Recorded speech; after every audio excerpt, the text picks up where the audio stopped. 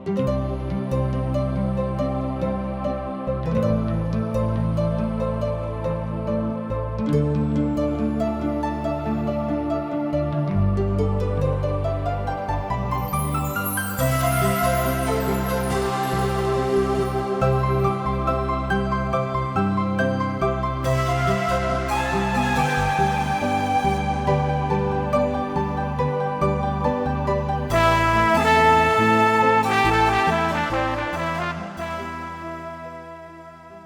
सब TWR India से प्रसारित कार्यक्रम जिंदगी के राह देखतनी। ई एगो सोचल विचारल ढंग से बाइबल की पुस्तकन का अध्ययन हवे। ए कार्यक्रम का उद्देश्य है कि संसार के बनावे वाले परमेश्वर की उद्देश्य के जानी और उनके इच्छा के अनुसार चल सकें। यही उद्देश्य के साथे हम ई कार्यक्रम आप खातिर हाजिर करतनी। कृपा करके देखी और सुनी ताकि परमेश्वर आपकी जिंदगी का रास्ता बतावे वाला ठहरस। गाँव के भैया और बहिनी आई प्रभु के गुण गाई। गाँव के भैया और बहिनी आई प्रभु के गुण गाई। प्रभु महान बाड़न जग के रचैया, प्रभु महान बाड़न जग के रचैया। गाँव के भैया और बहिनी आई प्रभु के गुण गाई। गाँव के भैया और बहिनी आई प्रभु के गुण गाई।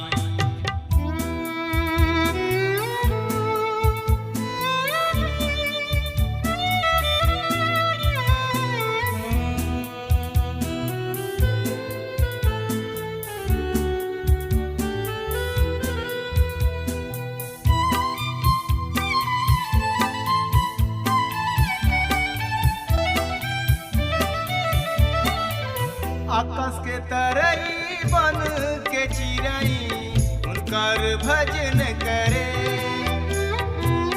भूमि नदिया और चटनवा जोर से थपरी पीटे। हमर मसीही फिरीत आई, प्रभु चरण के सट जाई। प्रभु महान बाड़न जग के रचैया, प्रभु महान बाड़न जग के रचैया। गाँव के भैया और बहिनी आई प्रभु के गुण गाई।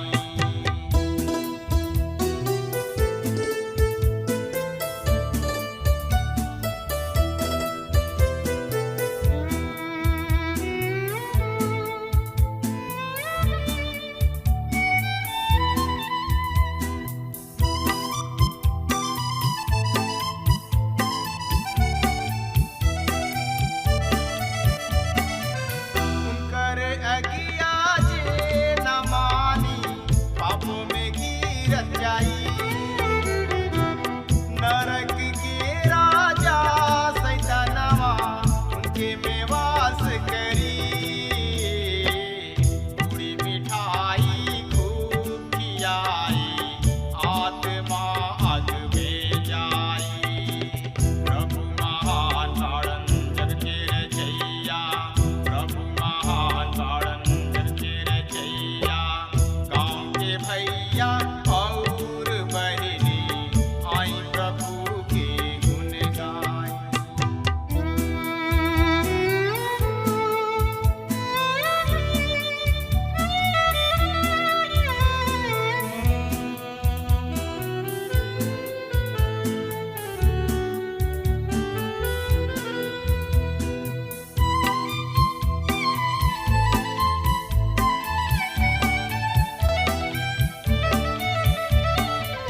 हम तो गवैया प्रभु कथन के पाहुर देवे यनी। संगी मसीही प्रभु पोथी से शैतान के दूर करी। जीवन आशीष रौरा पवनी उहे बाड़ाए सबके बानी। हाँ प्रिय श्रोता मित्र भाई बहन, हमने के पुराना नियम में जकरिया नामक किताब के अध्ययन कर रहल बानी जा। ई पुराना नियम के 38वां किताब ह और ई पुराना नियम में 39वां किताब ह। आखिरी किताब के नाम मलाकी ह। जकरिया एक किताब के लेखक के नाम ह और एह नाम के अर्थ ह जेकरा के यहोवा परमेश्वर स्मरण करेलन। इनका बाबू के नाम बेरेकिया ह जेकर अर्थ ह यहोवा परमेश्वर आशीष देले। और ई जकरिया के दादा के नाम ईदो ह और एह तरी से ई संपूर्ण नाम हमनी के बतावेले कि यहोवा परमेश्वर अपना निर्धारित समय पर अपना लोगन के याद करेलन। पिछला कार्यक्रम में हमनी के एकरा 1 से 5 पद पर ध्यान कनी हजा और ये हमनी के देखनी हजा कि परमेश्वर जकरिया के द्वारा अपना लोगन के ई संदेश देताणे कि तू हमरा ओर फिर त हम तोहरा ओर फिरब और पूर्वज के समान मत बना जे अपना नबी के बात के सुन के ओकरा पर ध्यान ना करले और ये अपना बुरा राह से ना फिरेले। ऐसे हम ओकरा के चेतावनी देतानी कि स्मरण कर कि तोहार पूर्वज कहवा बाणे और तोहनी लोग नबी कहवा बाणे। ई सब मुँह गइले ऊ पराया देश में मुँह गइलन। पराया देश में एगो इसराइली के मारे के रहे। ओ समय के दफनावल गइल बढ़िया बात ना ह। ई ओकरा खातिर आशीष के बात ना ह। हमने के देखनी है जा कि पुराना नियम के संत सबके जीवित होखे के औरी ओकरा के एगो निश्चित स्थान पर दफनावल जाए के महत्व ह। एगो इसराइली के इसराइल के जमीन पर अर्थात कनान देश में दफनावल गइल एगो महत्वपूर्ण बात ह। उनकर विश्वास बा कि ओह जमीन से आखिरी दिन परमेश्वर उनका के पुनः जीवित करी हैं और अनंत काल तक अपना राज में अपना साथ रखी हैं। सो यह विषय में आगे हम आज के बाइबल अध्ययन कार्यक्रम के शुरू करे के पर एकरा से पहले कि हमनी के एक कार्यक्रम के आगे बढ़ावल जाओ हमनी के देखे के कि कार्यक्रम में का लिखल बा और का बतावल गइल बा और हमनी के देखे के जकरिया नबी के किताब के अध्ययन करल बनी जा और आज हमनी के 6वां पद से अपना कार्यक्रम के शुरू करके पढ़तानी जा कि प्रभु के वचन अपना लोगन से ए तरी से बात करले का हमार वचन और हमार नियम जौन की हम अपना सेवक नबी के देले रही तोहरा पूर्वज में पूरा ना भइल। तब ऊ पछताप कैले और कहले कि सेनाओं के यहोवा परमेश्वर हमार राह और काम के अनुसार व्यवहार करे के जैसन विचार प्रकट करले ओकरे अनुसार वो हमरा के बदला देले बाड़े। हाँ श्रोता मित्र भाई बहन प्रभु परमेश्वर के वचन हमनी के साफ करता कि परमेश्वर जैसन बदला देवे के विचार कैले रहन अर्थात उनका राह के अनुसार काम के अनुसार व्यवहार करे के विचार कैले रहन उनका अनुसार ही परमेश्वर उनकरा साथ कैले। रुआ देखी कि जौन सवाल परमेश्वर इस्राएली सबसे कर रहल बाणे ऊ बहुत ही महत्वपूर्ण बा। 5वां पद में प्रभु परमेश्वर उनका से सवाल कैले बाणे कि तोहार पूर्वज कहवा बाणे और नबी भी का ऊ सदा जीवित रही हैं। तोहार पूर्वज कहवा रहल ऊ तो बाबुल के लहर सब के किनारा दफन क दिहल गइल और ई स्थान इसराइल के आशा के विपरीत बा। इसराइल के उहवा दफनावल गइल आशीष के बात नइखे। एकरा खातिर परमेश्वर के ओर से श्राप ह आशीष के विषय ना ह। लेकिन परमेश्वर साफ करताने कि तोहार पूर्वज सब पाप कैले हमरा से विद्रोह कैले और ऊ इसराइल के जमीन से दूर पराया देश में दफन कैल गइल पर हमार वचन और हमार आज्ञा जेकरा के हमार आपन दास नबी सब के देले रहन का ऊ तोहरा पूर्वज पर पूरा ना होके। तब उ मन के फिरौले और कहले, सेनाओं के यहोवा परमेश्वर हमार चाल चलन और काम के अनुसार हमरा से ऐसन व्यवहार कैले रहन और ओही तरी ही उ हमरा के बदल दिहले। एकर अर्थ ई भइल कि यदि उ उनकर वाणी के सुन के आपन राह ना बदलिह त उ भी अपना दादा के समान ही ठहरी हैं।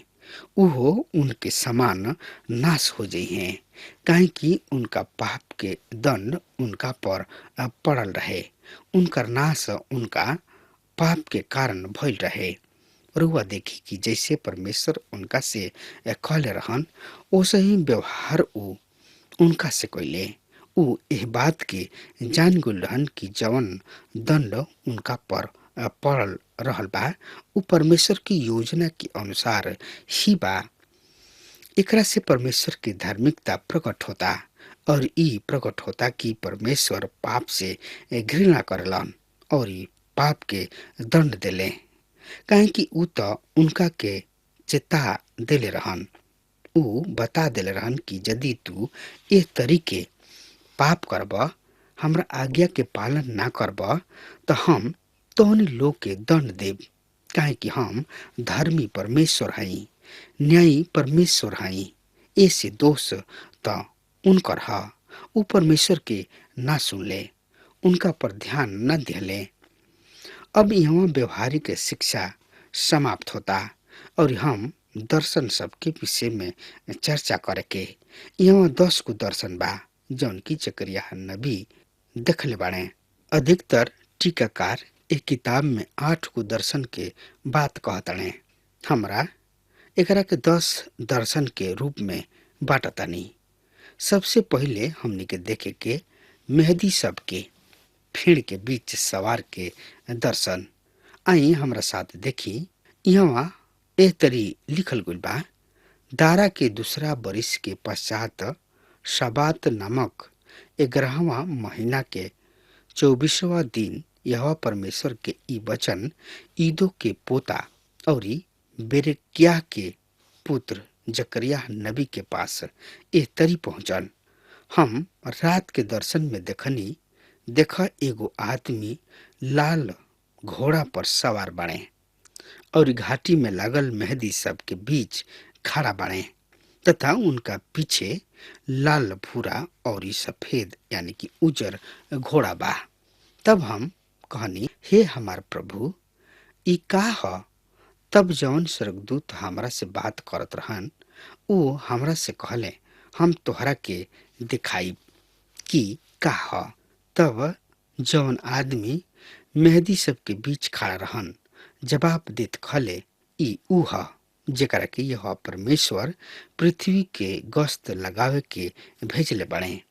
एकरा पर उ यहोवा परमेश्वर के स्वर्गदूत से जौन की मेहदी सब के बीच खड़ा रहन जवाब देत कहले, हम पृथ्वी के गश्त लगा लेले बानी और देख सब पृथ्वी सुख चैन से बा।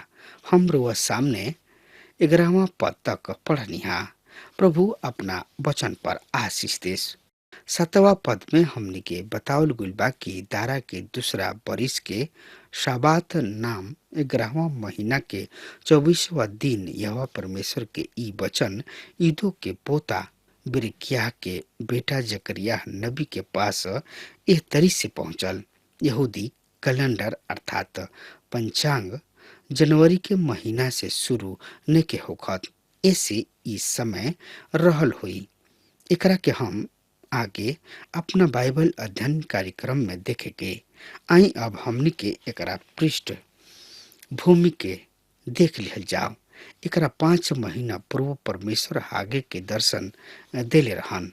परमेश्वर उनका के दर्शन दिहले कि उ बचल लोगन के चेतावनी देव कि उ मंदिर के निर्माण के काम के जल्दी अर्थात शीघ्र पूरा करस और उ काम शुरू भी भइल। जकरिया के दर्शन से 2 महीना पूर्व आगे के फेरू दर्शन दिहले जौन की याजक के विषय में रहे, काहे कि उ अशुद्ध रहन और एकरा होत भी उ आशा करत रहन कि परमेश्वर उन्हें आशीष दी है। एकरा साथ ही ई संदेश ओहनी लोग के खातिर भी रहे जौन की मंदिर के निर्माण में जानबूझ के देरी करत रहन। आगे ओहनी लोग के भी ई बतावतन कि परमेश्वर पृथ्वी पर अपन राज्य स्थापित करे से पहले अन्य जाति के राज्य सब के नाश करी हैं। ऊ उन्हें ई भी बता रहल बाड़े कि जे एह पृथ्वी पर राज्य करी ऊ मसीह हवे। ऊ मसीह हवे जौन की जरूबाबेल के वंश से होई, जौन की दाऊद के वंश से रहे, जौन की यरूशलेम पर शासन करलन। उहे भविष्य में प्राणी के शासक हुई हैं। इस समय जब मंदिर के पुनः निर्माण चल रहल बा, जकरिया के 10 दर्शन प्राप्त होला जौन की परमेश्वर के ओर से बा। ई सपना ना ह, ई दर्शन ह। 8वां पद में लिखल बा, हम रात के दर्शन में देखनी कि देख एगो आदमी लाल घोड़ा पर सवार बाणे और घाटी में लागल मेहदी सब के बीच खड़ा बाणे तथा ओकरा पीछे लाल भूरा और उजर घोड़ा बा। श्रोता मित्र भाई बहन, यहाँ पर पहला दर्शन के बारे में बतावल गुल बा और ई दर्शन रात में देखल गुल बा। जकरिया नबी ई ना कहलन कि उ रात में सपना देखेले। शायद रोवा के ऐसन लागे काहे कि जकरिया रात में उ दर्शन देखले, पर उ साफ करतानी कि ई सपना ना बल्कि दर्शन रहे।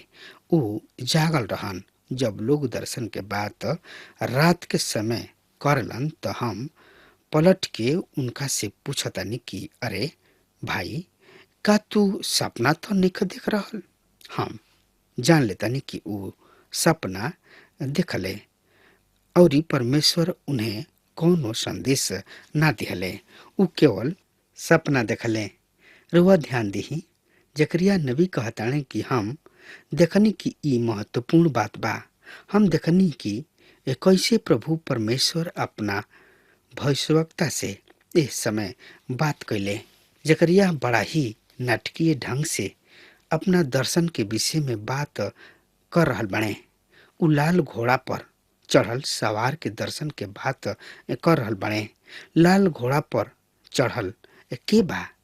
रुआ मन में भी इस सवाल जरूर पैदा भइल होई कि लाल घोड़ा पर जे सवार बाणे उ के ह? इ त देह धारण से पूर्व प्रभु यीशु मसीह हवे। हाँ मित्र, प्रभु यीशु मसीह अपना देह धारण से पूर्व प्रकट भइल बाणे। रुआ हमरा से पूछब कि कैसे? रुआ देखी, उनका के परमेश्वर के दूत कइल गुल बा। यहाँ जौन की लाल घोड़ा पर सवार बाणे ओकरा के परमेश्वर के दूत कह के संबोधित कइल गुल बा। 11 और 12 पद के यदि रुआ हमरा साथ फिन पढ़ब यानी कि देखब त यहाँ पर लिखल गुल बा। ए पर उ यह परमेश्वर के ओ स्वर्गदूत से जौन की मेहदी सब के बीच में खड़ा रहन जवाब देत कहले, हम पृथ्वी के गश्त लगा लेले बानी और देख संपूर्ण पृथ्वी सुख चैन से बा। तब यहोवा परमेश्वर के स्वर्गदूत कहले, हे सेनाओं के यहोवा परमेश्वर, तू जवन की यरूशलेम और यहूदा के नगर से 70 बरिस से क्रोधित रहला उनका पर भी और कब तक दया ना करबा।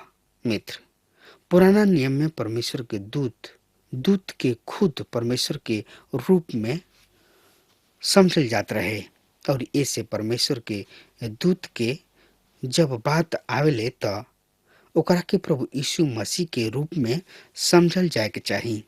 वो खुद यहाँ उपस्थित बाणे, वो मसीह हवे, यह परमेश्वर हवे। यहाँ जकरिया खुद यह परमेश्वर के देह धारण से पूर्व के दशा में देख रहल बाणे। अब ई बात भी सही बा कि शैतान के इस संसार के प्रधान कहल गुल बा। आज संसार में संसारिकता के राज बा और एकर शासक शैतान ह। इस समय भी यीशु मसीह छाया में खड़ा भइल बने जबकि शैतान बहुत ही क्रियाशील बा। प्रभु यीशु मसीह छाया में खड़ा अपना लोगन के सुरक्षा कर रहल बाणे। यहाँ पर जकरिया दर्शन में इसराइल के रक्षा कर रहल बाणे। ई कतना शांतिदायक विचार ह कि सड़क के स्वामी हमनी के सुरक्षा करेलन। ये दर्शन के कतना बड़ संदेश हमनी के खातिर बा। जकरिया शांति देले। दूसरा शब्द में कहल जाए श्रोता मित्र भाई बहन, जकरिया शांति देवे के कई दर्शन बताई हैं, कई संदेश दी हैं। एकरा में से एगो ई भी बा। अब रुआ ध्यान दही, ई सवार लाल घोड़ा पर सवार बाणे। अतः एह लाल रंग के का विशेषता बा। लाल रंग खून बहावे के निशान ह। प्रकाशित वाक्य की किताब में युद्ध में खून बहावे के बात के हम देखतानी। खून बहावे से हमार तात्पर्य बा रक्तचाप कइल। पर ई जवन की घोड़ा पर सवार बाणे, अतः ई उनकरा अपना लहू के बात चित हो रहल बिया जौन की बहावल जाई। उ उनकर अपना ही खून होई। उ ए संसार के सुरक्षा कर रहल बाणे, काहे कि उ ए संसार के खातिर आपन खून बहाई हैं और ओकरा खातिर उ आपन जान दी हैं। और उनका बहावल गोल खून के द्वारा मानव जाति उद्धार प्राप्त करी। और प्रभु यीशु मसीह मानव जाति के उद्धार के रक्षा करी हैं। इस सही में एगो ऐसन सुघर फोटो बा। और उद्धार हमनी की सुरक्षा है। तब ओकरा पीछे लाल घोड़ा बा जौन की चित्तीदार यानी कि चित्तकाबर और उचर है। यहाँ एक घोड़ा पर सवारन के बात नइखे हो रहल, पर जतना हम समझतानी एक घोड़ा पर सवार भी बानी। अब यहाँ पर एक घटना के पूरा बात परमेश्वर निखन बता रहल, पर हम सोचतानी ए घोड़न पर सवार स्वर्गदूत हवे जौन की प्रभु यीशु मसीह के अधीन होके इस संसार के देखभाल कर रहल बने। ए घोड़न के जितना भी रंग बतावल गुल बा, ए सब कर आपन आपन विशेषता बा।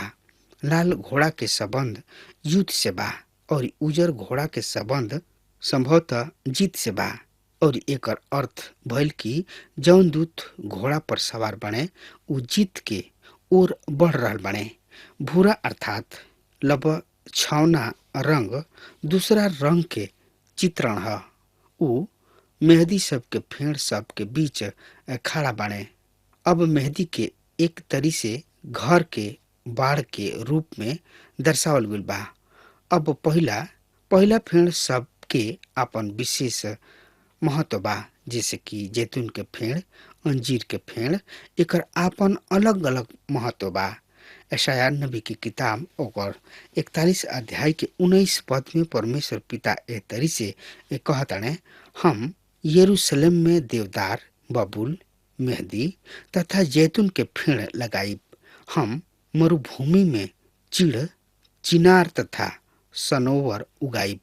फिर यशायाह 55 अध्याय के 13 पद में उ कहतानी कि तब कटीली झाड़ी सब के भांति सनोवर उगी और बिछी फेड़न के संति मेहदी उगी। एकरा से यहोवा परमेश्वर के नाम होई। हाँ श्रोता मित्र भाई बहन, जौन की सदा के चिन्ह होई और कबो ना मिटी। इसराइल में आज बहुत सा फेड़ लगावल जाला, एकरा में से अधिकतर मेहदी बा। अब हमार समय खत्म हो रहा बा, तब तक खातिर वो हमरा के आज्ञा दी।